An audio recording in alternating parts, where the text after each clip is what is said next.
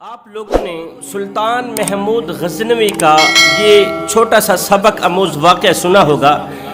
اس سبق آموز واقعہ نے لاکھوں نوجوانوں کی زندگی بدل ڈالی، لاکھوں کروڑوں بھٹکے ہوئے نوجوانوں کو راہ راست پر لگا دیا۔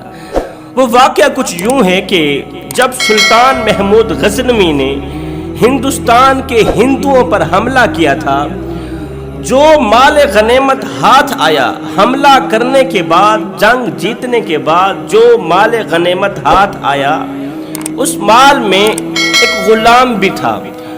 وہ غلام اتنا ذہین تھا، اتنا اچھا تھا، اتنا اچھے اخلاق والا تھا، اس کا اتنا اچھا کردار تھا۔ جوانوں، اچھی سوچ رکھو، سوچ سے الفاظ بنتے ہیں، الفاظ سے اعمال بنتے ہیں، اعمال سے کردار بنتے ہیں، اور کردار سے ہی انسان کی پہچان بنتی ہے، کردار سے ہی انسان کی شخصیت بنتی ہے۔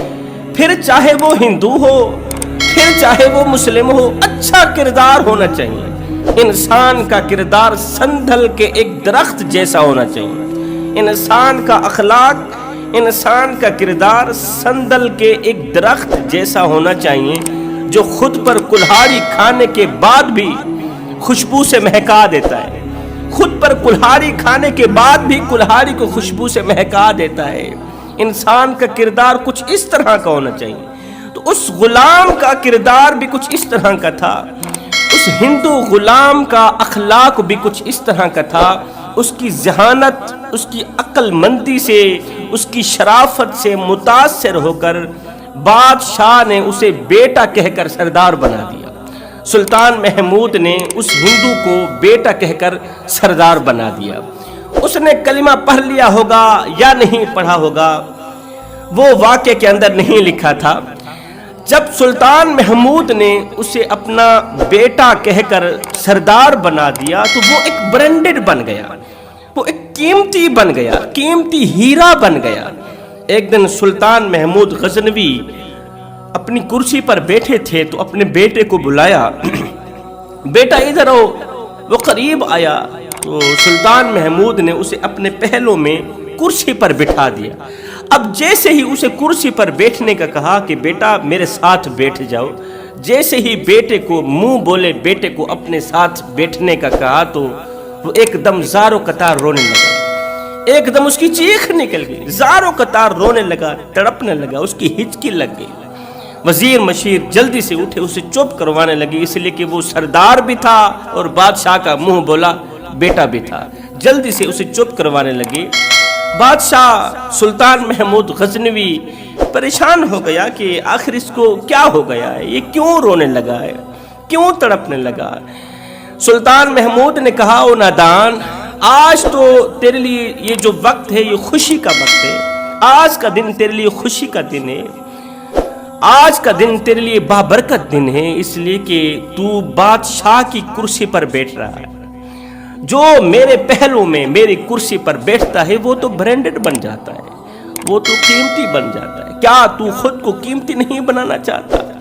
کیا تو اپنا مقام نہیں بڑھانا چاہتا؟ کیا تو اعلیٰ منصب پر فائز نہیں ہونا چاہتا؟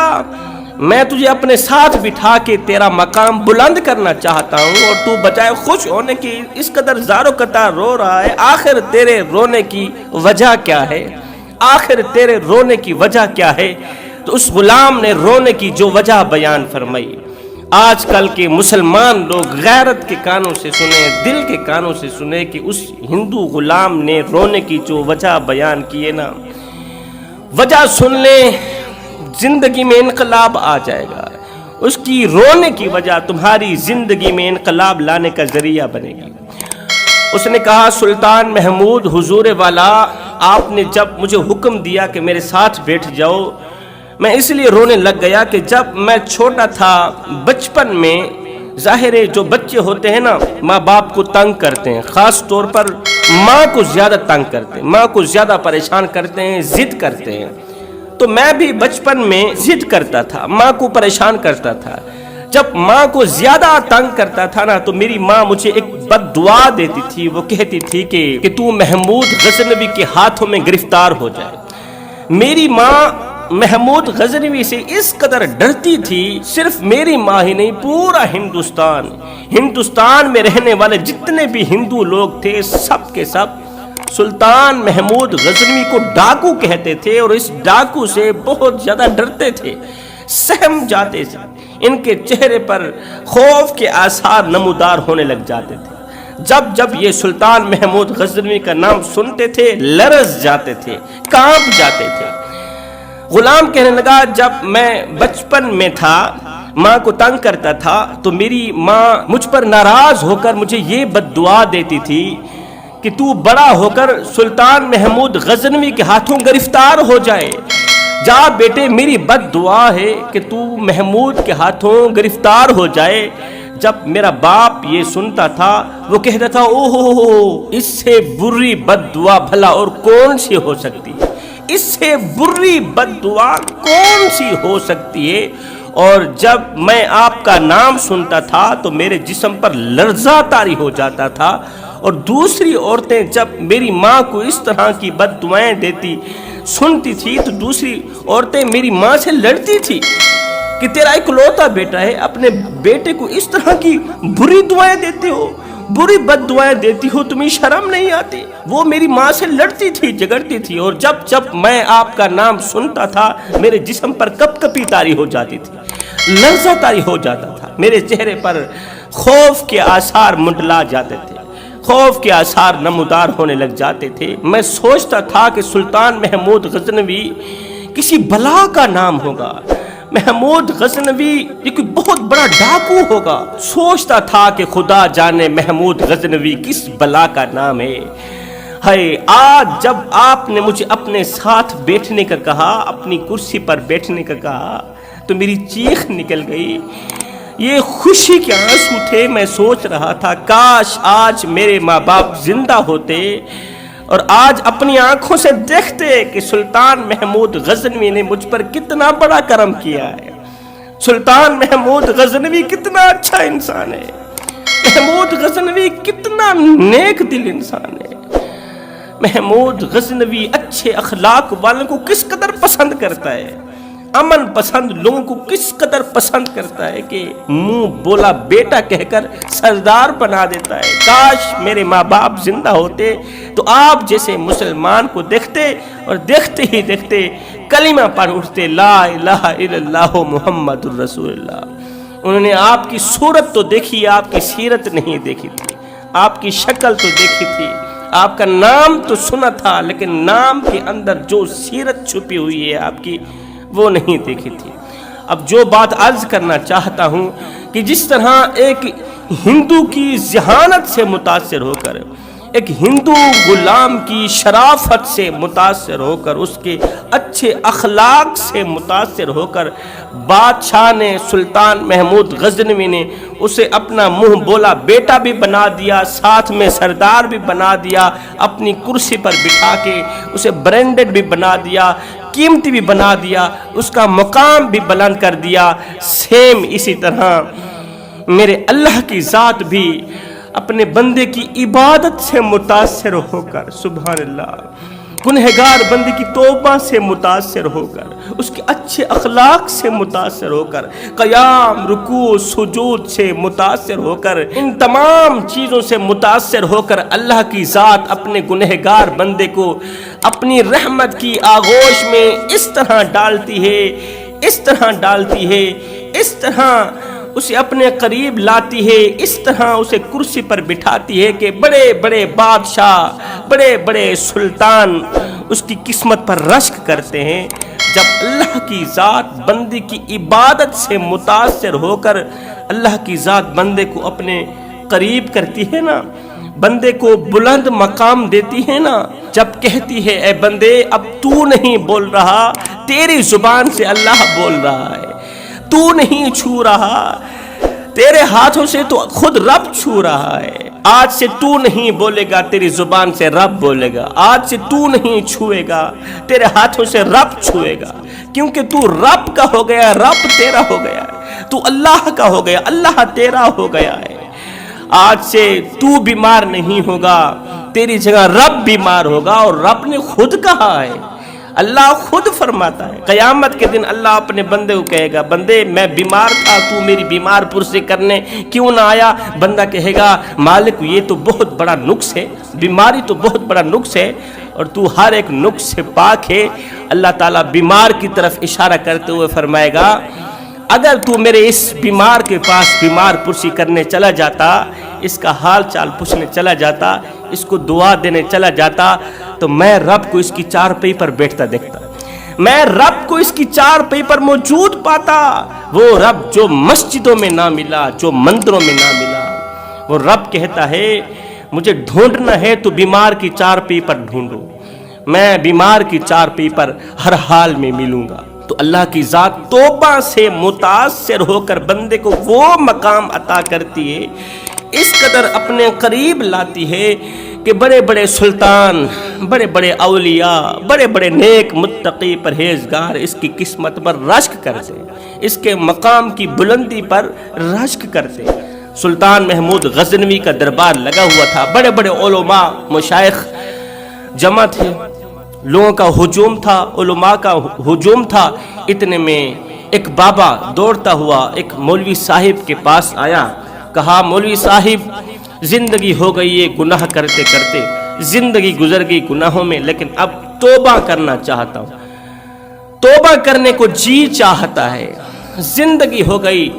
داڑھی کے اوپر ہاتھ پھیرا، سر کے بالوں پر ہاتھ پھیرا، کہا کہ میرے سر کے اوپر اتنے بال نہیں جتنے میں نے گناہ کیے، میرے جسم پر اتنے بال نہیں جتنے میں نے گناہ کیے۔ اندازہ کرو کہ میں کتنا بڑا پاپی ہوں، میں کتنا بڑا گنہگار ہوں، میں کتنا بڑا بدکار ہوں، لیکن اب جی چاہتا ہے، دل میں شوق پیدا ہوا ہے کہ توبہ کر کے اللہ سے صلح کر لوں۔ مولوی صاحب نے کہا بابا جی بڑی دیر کر دی آنے میں، دیر کر دی آتے آتے، دیر کیوں کر دی آپ نے؟ بابا جی نے کہا مولوی صاحب مجھے تو لگتا ہے کہ میں جلدی سے آیا ہوں، میرا تو خیال ہے کہ میں جلدی سے آیا ہوں۔ مولوی صاحب نے کہا وہ کیسے؟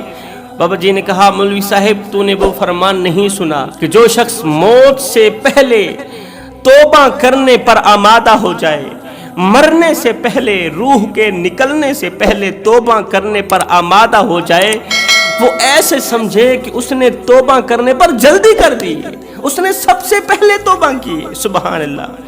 مولوی دنگ رہ گیا، حیران رہ گیا کہ آخر بابا جی نے کس کا فرمان سنا ہے، اور حقیقت بھی یہی ہے کہ مرنے سے پہلے دل میں توبہ کرنے کا شوق پیدا ہونا، پھر چاہے عمر 60 سال کی ہو، 80 سال کی ہو، 80 سال کا بڈھا بھی یہی سمجھے کہ میں نے جلدی کر دی ہے توبہ کرنے میں، دیر نہیں کی، وقت پر توبہ کر دی ہے۔ سبحان اللہ۔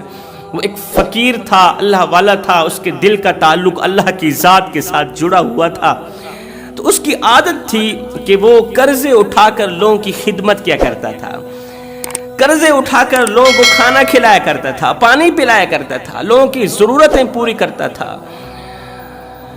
جن کی بیٹیاں جوان ہوتی تھیں ان کو جہیز لا کر دیا کرتا تھا، بیٹیوں کی شادی کروایا کرتا تھا، اس طرح کے اچھے اچھے کام کیا کرتا تھا۔ اللہ کا ولی تھا، اس کے اوپر قرضوں کے انبار لگ گئے، قرضے ہی قرضے، جس طرف دیکھتا تھا قرضے ہی قرضے، کیونکہ شروع سے ہی اس کی عادت تھی قرضے اٹھا کر لوگوں کی مدد کیا کرتا تھا، خدمت کیا کرتا تھا۔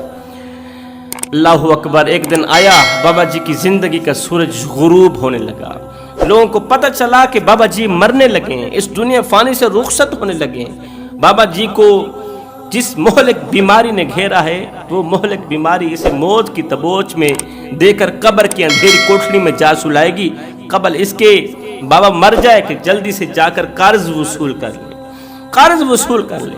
اب ایک ایک کر کے لوگ بابا جی کے پاس آنے لگے، بابا جی کا حال چال پوچھنے نہیں، قرض لینے کے لیے، قرض لینے کے لیے ایک ایک آتے گئے۔ بابا جی نے کہا بیٹھو تمہیں قرض دیتا ہوں۔